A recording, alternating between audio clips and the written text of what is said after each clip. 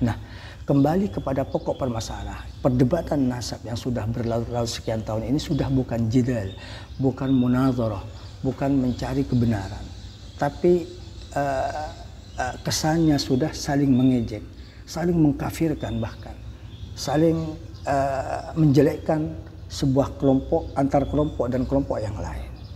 Makanya prinsip saya, muqaddimah, sebelum saya menjawab pertanyaan-pertanyaan yang disodorkan kepada saya tentang sesuatu yang viral saat ini dibicarakan oleh media sosial.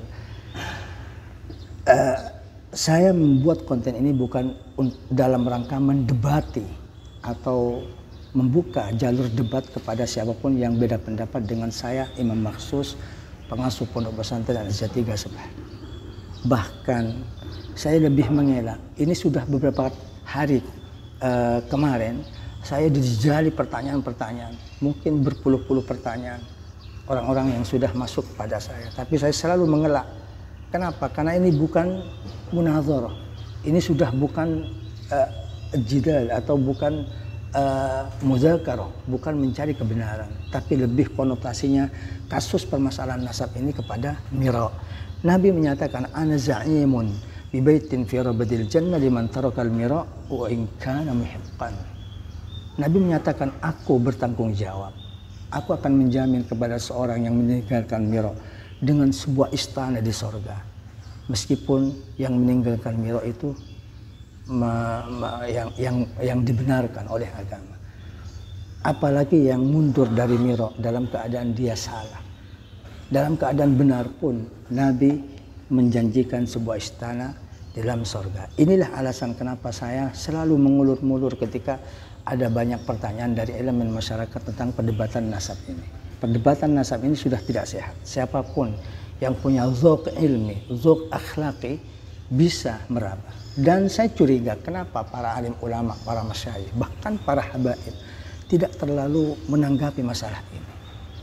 Karena acak-acak yang terjadi di atas muka media sosial ini sudah bukan perdebatan yang sehat sebagaimana dianjurkan oleh Al-Quran, dianjurkan oleh hadis, dan dianjurkan oleh para ulama. Makanya apapun yang akan terjadi, saya sudah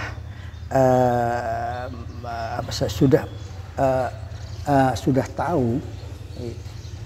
Saya tidak akan peduli dengan tanggapan apapun tentang konten yang akan saya buat.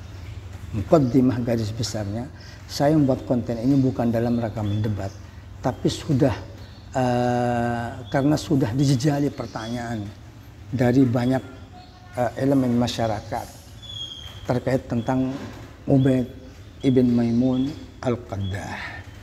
Jadi ini semacam pemberitahuan atau jawaban kepada penanya bagaimana prinsip al-faqih sebagai pengasuh pesantren dan pegiat keilmuan belajar mengajar.